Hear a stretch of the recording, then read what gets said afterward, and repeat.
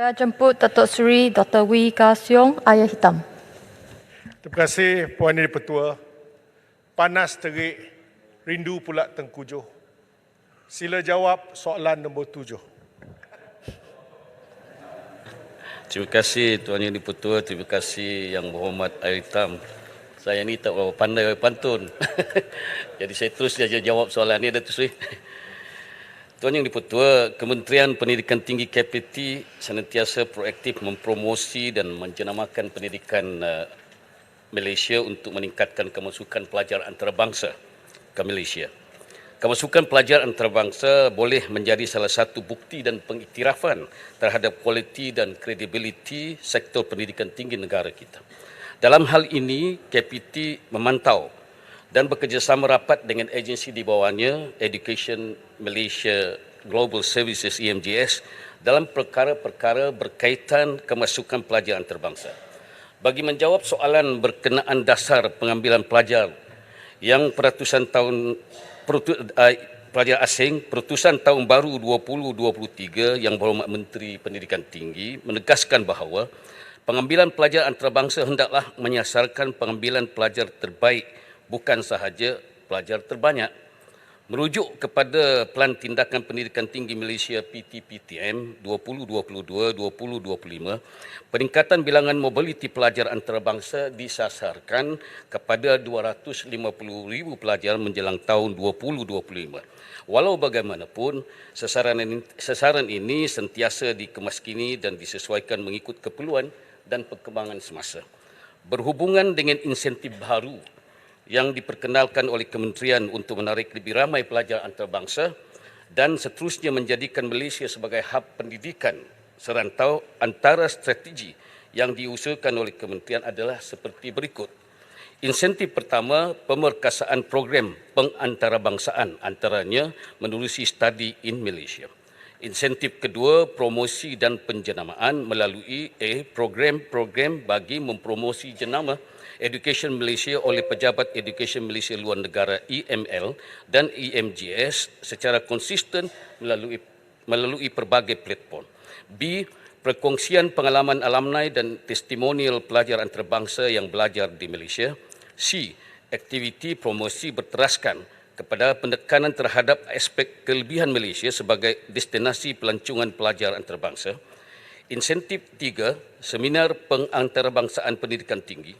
Insentif 4, program edutourism bertujuan memperkenal Malaysia sebagai destinasi pilihan untuk pelancongan dan pendidikan seperti yang digariskan dalam PPM PT 2015-2025. B. Mempromosi 168 pakej di bawah program edutourism.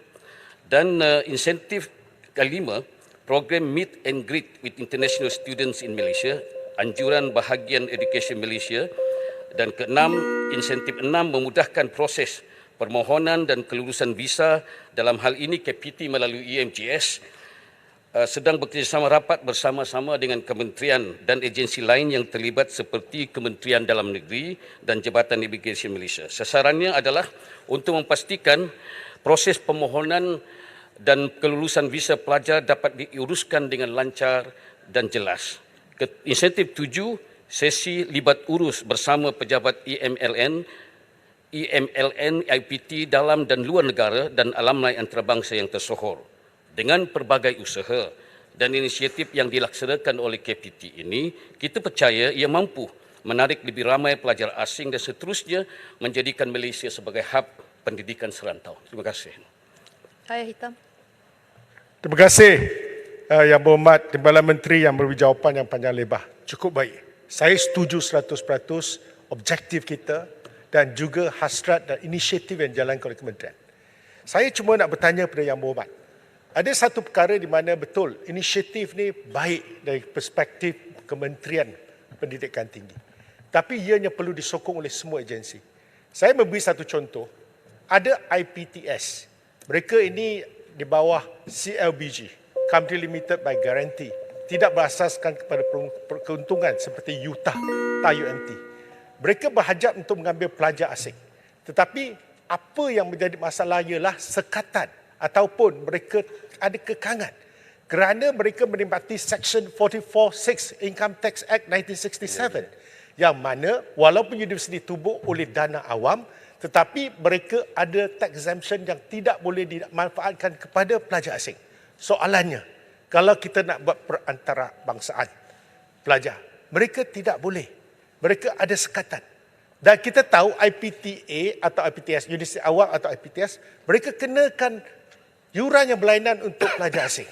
Jadi saya nak bertanya kepada Yang Berhormat, adakah Yang Berhormat bersedia untuk berbincang dengan LHDN dan Kementerian Kewangan untuk kita keluarkan kekangan ini kerana hasrat yang perlu didukung ialah meramaikan lagi pelajar asing kerana yang sekarang ada persepsi kononnya kita tak boleh bagi pada pelajar asing. Tapi itu tak betul. Kerana universiti awam pun atas taxpayer money, kita bagi mereka masuk ke Malaysia 5%. Jadi apa pandangan dan apa hasrat yang kementerian? Terima kasih. Terima kasih Yang Berhormat Aitam. Saya setuju cadangan Yang Berhormat. KPT akan bekerjasama dengan MOF dan LHDN berhubung dengan isu yang ditimbulkan ini.